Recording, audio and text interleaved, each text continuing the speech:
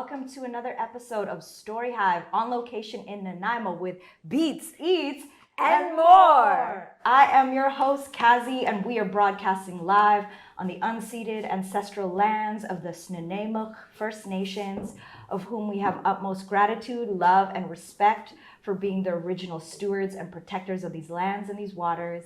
I learned recently that Snuneymuxw means great people. And today on the show, we have a great person. Her name is Holly Bright, the visionary behind Crimson Coast Dance in Nanaimo, BC.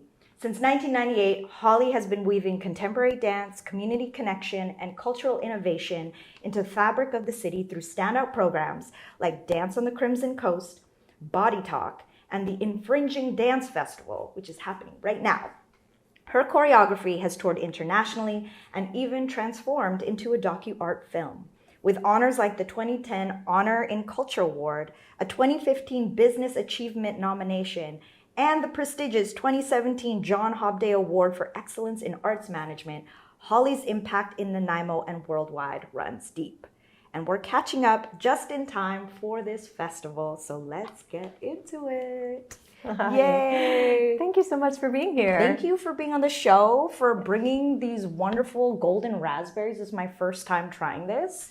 It's quite remarkable. They remind me of salmon berries, but a little bit more, like you were saying, floral and fragrant. Yeah. One of our board members grows them in her backyard and blesses us with them every once in a while. It's really a special treat. Yay. Yeah. I'm glad you brought those on the show. I'm glad that you made time out of your busy schedule in the thick of a 10-day festival. I'd love to start, this interview talking about the very beginning of how your earliest memory that dance really moved you and impacted you. Well, I've always been a mover and always expressed myself through my body. And I have three brothers, and so we played a lot. It was a very physical family, and I started dancing when I was very little, and then we moved to a farm, and the nearest dance studio was like 25 miles away, and we were in miles in the US, and so it was really hard to get there for my family. So I ended up kind of working, or not working, but playing softball, and gymnastics became my thing. And then when I went to university, where I went to school, if you had a full load of credits, 12 credits, you could have more for free. And being, it's kind of what we do in the US. How can we get more for less? So I decided that I couldn't take any more academics and looked for something physical. And there were some ballet classes for adults. And so I was 20, and I just signed up for adult ballet class, and it was twice a week. I fell in love with it. And if you signed up for a course, you could take more classes. And so I just went to all the classes that I was eligible to take and fell madly in love with it. I was on my way to physical therapy career and realized that I would really never know the outcome of my passion for dance. It had been fully awakened, and unless I went for it. So I completed a BS in science, human physiology, and then a BA in dance, and moved to Manhattan. And so then in Manhattan, is that also where you continued to dance? Oh, yeah. That was the whole purpose of being there. And I mostly worked with what we would call regional dance choreographers, and created or choreographed an off-Broadway show, which was really fun, and played in one, and then had the amazing opportunity to work with Nina Wiener and Senta Driver, who were OGs in the dance world in the US, the modern dance world. And Senta Driver was a postmodern dance choreographer, and it was just such a privilege to work with her. And little choreography, a little teaching, and holding down 5 jobs to pay for my apartment, and all 5 part-time jobs. The New York lifestyle as an artist, nonstop. Yeah. And then how did you go from there to here? Yeah.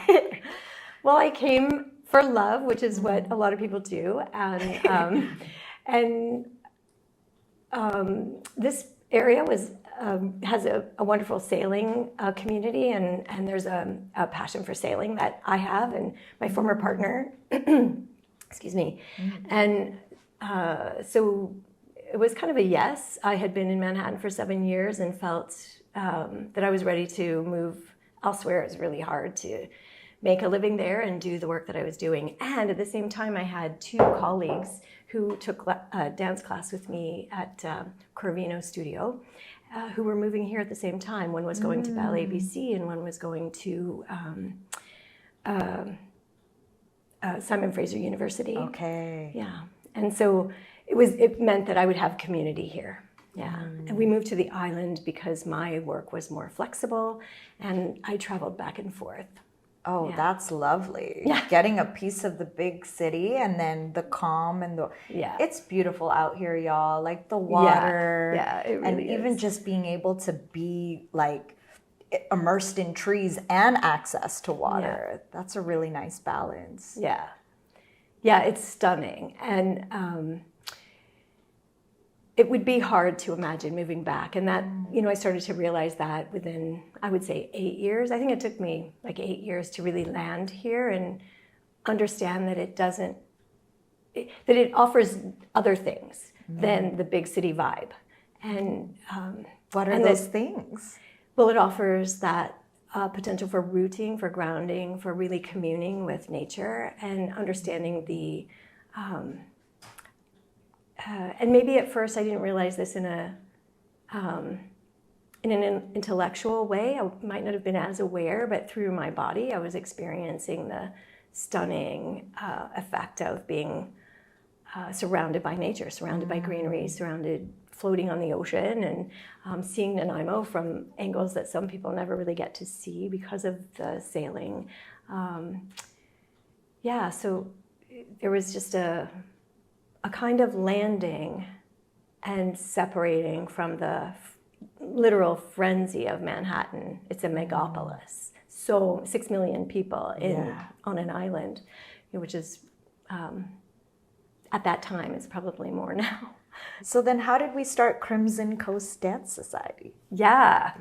Well, I stayed in Vancouver a couple nights a week. I was there every day to train and audition and meet people. And as I would move across on the ferry, I was able to just experience the landscape and the sunrises and the sunsets. And then I decided I'll park that idea for a moment because I decided to bring a show here. And it was a piece that I created based on The Yellow Wallpaper by Charlotte Perkins Gilman, which is an early feminist piece of literature. The artists who were performing in it had their own pieces, so we made a full night. We ran it 2 nights. I knew I needed a stage, some advertising, a dance program, and an audience. And there was really literally nothing like that happening here. There was Theatre One, which had its roots in Shakespearean theater, and the symphony, and some community theater that was happening, and the art gallery. And that was it. Wow. So yeah, it's really changed so much. And so I wasn't sure. There were also 3 schools at the time, and it was so well received, and I was invited to teach and just started to be invited in a way into the community, embraced, and I realized that maybe there is a way that I could make a place for myself here and commute less. So I started to bring shows over. And cool. Yeah. And my very first experience of producing was when the very first Fringe happened here. And I was teaching and had a group of adults, and I said, do you want to do a show? And they did. And so we created some solos, and I was working in the school, so I had some of my students perform and brought Sylvain Brochu over to perform from Vancouver. And that kind of started Crimson Coast, and I was commuting back and forth. The piece that I worked on with the adults had this theme that that arose out of that creation process. I had asked them to bring something that was meaningful to them, whether it was a poem or an object or an idea. And all of them, save one, had something that around the color red, scarlet, blood, passion. Wow. And I'm commuting back and forth, and on the way home, realizing that the ocean, or that the landscape moves from a crimson or pink, rose, orange sea, which becomes black as the mountains start to reflect that color, and then they become black, and then the sky reflects that color. And I thought, oh, this is just a crimson coast. Yes. And it's like, ta-da! We have a name for the company that we were gonna form. We love alliteration. I know, right? And then the first show was called A Scarlet Folly. Wow. Yeah, which kind of represented a folly, which is a fun performative event, as well as a garden ornament, and also a mistake. So just a combination, a lot of metaphor wrapped up into that. Yeah. I'm really amazed that you've been doing something for 27 years. I'm an OG. What has it taken for you to keep something going for 27 years? I'm sure like you probably iterated and learned so much along the way. Yeah, a lot of iteration. Passion, absolute passion for the human body and how we express ourselves, and how important it is to be in this body aware. And I feel that dance is this extraordinary messenger that can subtly enhance somebody's experience of that, because when we watch things, we kind of move along. So even if we're not thinking of it, we're participating. This is true. Yeah. And and then the artists not only perform on stage, they also engage with the community. So offering those opportunities for people to experience expressing it through their bodies. Over the years, what have you seen as the impact of presenting dance and creating Crimson Coast Dance on the community? I often have these moments of, does anybody care about this except for me? And I know I'm surrounded by brilliant people who have a passion for dance, either dance as an art form or the somatic values that we experience through dance, and also friends who love me and want to support what I'm doing. And some people have chosen to stay, they tell me, because of the art scene and because they have been dancers and they realized what was happening here. The work that we do, hands down, is not available in most centers outside of major urban centers, which is really, really fantastic to know that we're offering these opportunities and people don't really have to leave town to have them.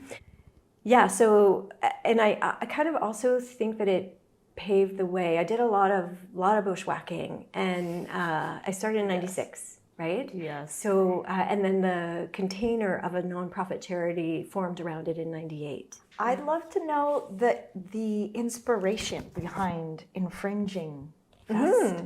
Because you mentioned just now that you were part of Fringe Fest. Is this kind of like an offshoot version? So the Fringe chose us. In '97, '98, we did kind of a mixed program event. And what was clear was the floor was not suitable for dance at all, barefoot dance, which is, well, the shoes that we wear are our feet. Yeah. And there was no lighting, really. There was, I think a local massage therapist volunteered to do the lights. And that was so generous of them. And they were really intuitive, while I realized that there was more to what we were doing and that it required more. So we decided that we would do a dance festival alongside, and ours would be InFrinGinG. And we started to convert the Harbor Dance Studios into a theater. Christy Lights from Vancouver would donate 2 tons of equipment. We'd go over, pick it up, schlep it up the fire escape, created this theater and ran our shows. So then Fringe went away. And so we continued with InFrinGinG, because in part also that very first show had Sylvain Brochu was very much into his bouffant stage. So he was really practicing bouffant and contemporary dance. And bouffant, you never know where the joke's gonna land. He described it as spitting into the air and just watching where it would hit in terms of... Risky business. I know, right? And because it's sassy. And so InFrinGinG kind of made sense in terms of infringing on your senses and infringing on your sensibility as well. I love metaphor. It kind of drives me also. So that all made sense. And then Fringe went away, and it was okay still, because contemporary dance does infringe on our sensibilities of what performing arts are. Yeah, I'm so curious about your curatorial practice. Like how do you program this festival / your other work as well? Like, where do you come from when you decide this goes together with this, or I'm going to? Yeah, I mean, I think we're all meaning makers. And there's a way that at first when I had the programming together, I was like, what's happening? This is unusual, because often it's very culturally focused, like in terms of traditional cultures and in terms of the programming. And really it's us, it's our identity that arose. And this is what is happening at the time. And these are the artists who either proposed or I've been working with towards bringing them here.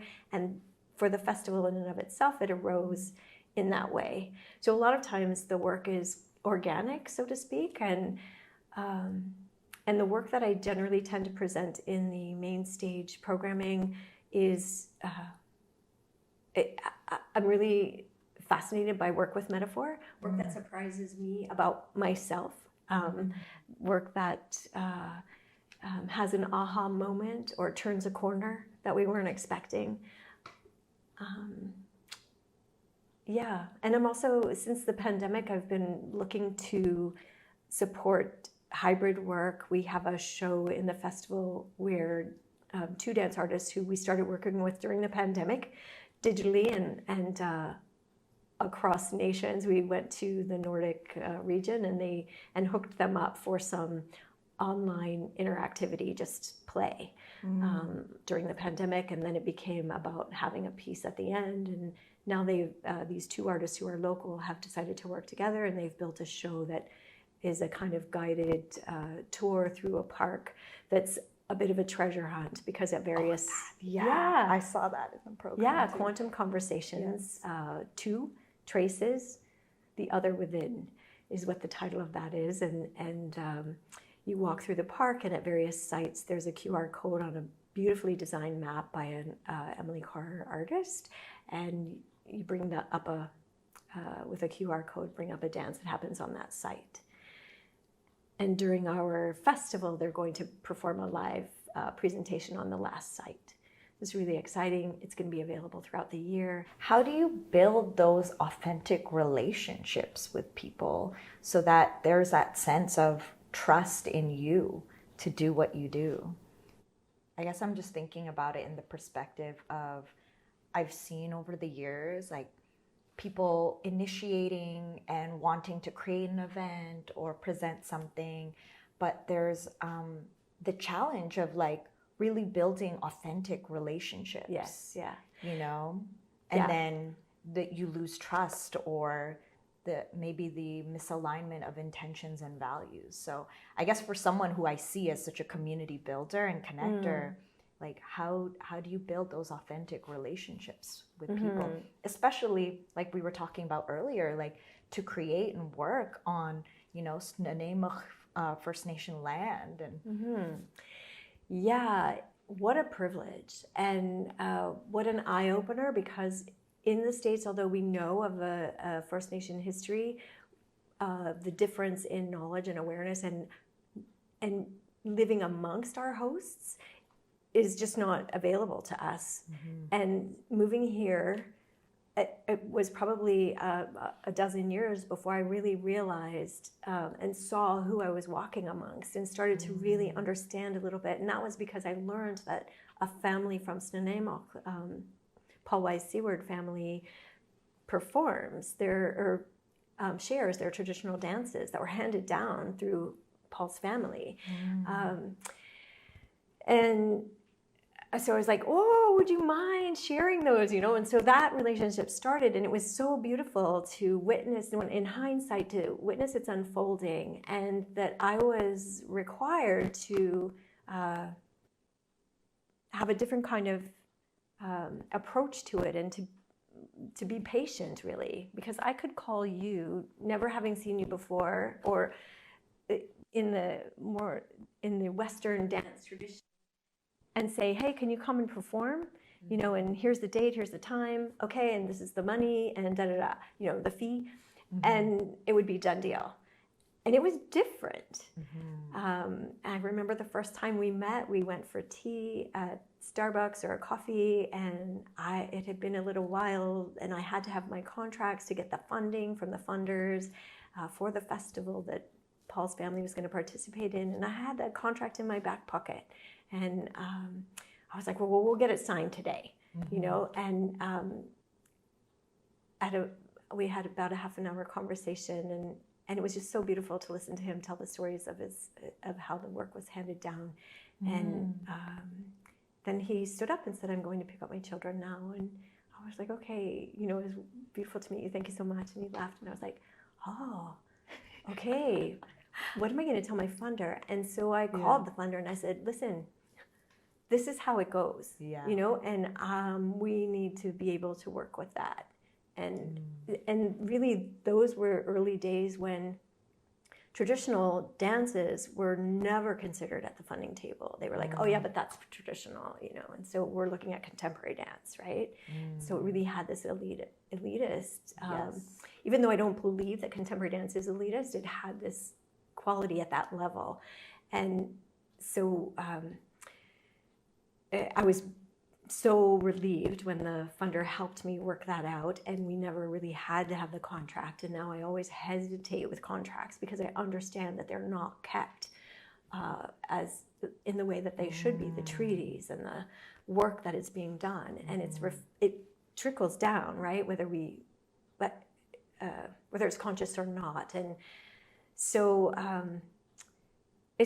it's been interesting. Like, I've played with many different kinds of contracts, and I've been, I'll say, laughed at because of them sometimes when I've presented them to various artists who maybe have a lawyer relation, And it's like, oh, okay, you're not, it's very special when people will joke with you and tease you from the Nanaimo Nation or from any First Nation. Like, I think if you're teased and joked with, it's a good sign, Yeah. And so I'm learning as I go, and understanding that meaningful relationships are what they are, and how critical they are, and also that they're just really basically human. And I wonder how I ever got away from that in the first place. It's really about just being human with each other. Same with working with people with sensory sensitivities, neurodivergence, and disabilities. It's like, oh, how do I approach this? And it's like, how about asking questions? How about providing as much autonomy as possible, and listening, and avoiding forcing a structure or a way of being. Golden nugget wisdoms in that whole clip just now. Actually, though, thank you for sharing that. Sure. Yeah, I think that's what you said is so valuable, because it's true, especially if there is a contract, verbally, money exchange involved for your service or your talent, your skills, which deserves to be compensated and like feeding you in your life, because we live in a material world, right? But it's like how we go about those relationships and the approach. And I love that in this story that you shared, you just listened and you were present, and it mattered to you more to build a real connection and then understanding what that contract actually meant, and also historically what that's meant. I think that's really inspiring, Holly. And I think a lot of young people and anyone who's watching this can learn a lot from that approach. If you could leave one lasting impact on Nanaimo's cultural landscape, what would it be? And how do you imagine dance continuing to shape future generations? Just really raising awareness around the importance of embodiment and the place of embodiment. What does that mean for anyone who doesn't understand? We are human meaning makers. We live and breathe through our bodies. We connect with the world and each other through our bodies. And we express ourselves through our bodies. It's the first movement, is the first and last experience of life. It starts with cellular movement, cellular breathing, and it ends with our last exhale, right? And even like people say, oh, dance, I don't understand it. And it's like, oh, but you do. And just allow that poetry to, roll, just kind of flow over you and let yourself feel something. And so there's that, the ability to be in your body, to understand, and what that means is understand how you feel. Understand how you feel and what that's making you do. What are you choosing to do based on how you feel? And I was talking with Jamal earlier about how valuable street culture is, street dance culture, because especially young males are practicing and learning their range of strength. Females as well. Like we are all learning our range of strength, and how the value of that in terms of our relating to other people. Like, when do we use strong strength and when do we use light strength? And so if we touch, we'll use light strength unless we're doing a lift, or unless we're doing a trick, or something together or by ourselves. So what is the range of strength is really an important lesson that young people can learn as they move through life, and when to use the right level. So embodiment is that, and then just kind of the more we understand how we feel and how that is reflected through our body and through the expressions that we have, we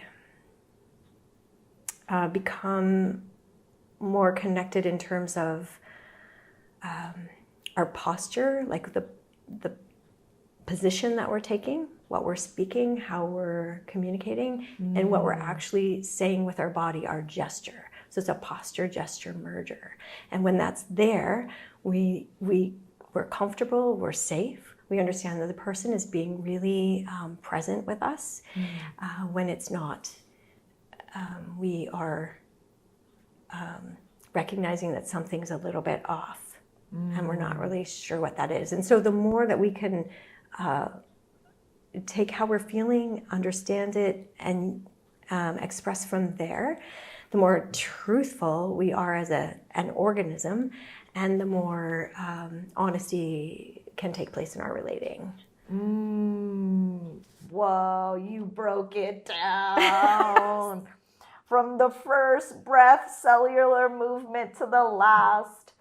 That's cool. That actually made a lot of sense to me. Rapid fire fun questions. Okay. You ready? First dance style you ever fell in love with? Contemporary dance. If you could time travel to witness any moment in dance history, when and where would you go? I think I would love to see Pina Bausch's company, and probably the iconic Rosa's premiere. Okay, where was that? I think it was in Belgium. Yeah. Dream artist you'd love to collaborate with, living or past? I would love to collaborate with, I love Margie Gillis, and I would love to collaborate with Margie Gillis and Evan Stevens, I actually had a chance to collaborate with on film, and I'd love to do more of that. Cool. I love collaborating with Genevieve Johnson, who is a local dance artist. And historically, it would be great to collaborate with Pina Bausch, for instance, and Sammy Sheehan is a really fabulous artist. And he did some work with us, and I'd love to collaborate more with him. Yes. Favorite moment from a past InFrinGinG festival? The first year we did Quailish at Swilana, which is dancing at Swilana Lagoon. So Tassia White curated a cultural festival celebrating Indigenous cultural dance. And we do our festival co-located with Dragon Boat Festival. And about a half an hour into the performances, a family of killer whales came into the channel, and the dragon boating had to stop. And they just played up and down the channel for a little while, and then they left. Oh and my I'm gosh. sure that they were called in. Yes. Yeah. That is absolutely magical. Yeah. Mm-hmm. Last one. What's a mantra or phrase that's guided you through challenges in your creative life? I think I just know that it's going to, that things will work out the way they do. So in some way it's keep moving forward. Keep moving forward. Yeah. Oh, Holly, this has been so great. It's been so nice to sit down and chat and learn more about your journey, learn more about this amazing festival that you and your team have put together that's happening this week in Nanaimo. Yeah, I feel energetically wise, just inspired, uplifted, but also like, because in the same way of curating and producing in my own lane, like I feel like I took a lot of notes and learned from you and your vast experience of doing what you've been doing for almost 30 years. So thank you so much. Yeah, thank you. And believe me, none of this would happen without a lot of input and people and energy. So I'm really grateful to all of the ways and all the humans that have made this, built this into what it is. And just fortunate enough to be the eyes at the front of the ship at the moment. And also just to say that I've listened to some of your TED Talk and just was also very inspired by what you're doing and how you see the work that you're doing. Thank you so much. This has been awesome. Y'all, from July 3 to 13, it is happening right now, the 27th annual InFrinGinG Dance Festival. If you want to learn more, it's crimsoncoastdance.com. Once again, this is Holly Bright. My name is Kazi, and thank you everyone who's tuned in on the live stream, who's going to watch the replay after. We appreciate you. Y'all have been watching Beats, Eats, and more. Bye.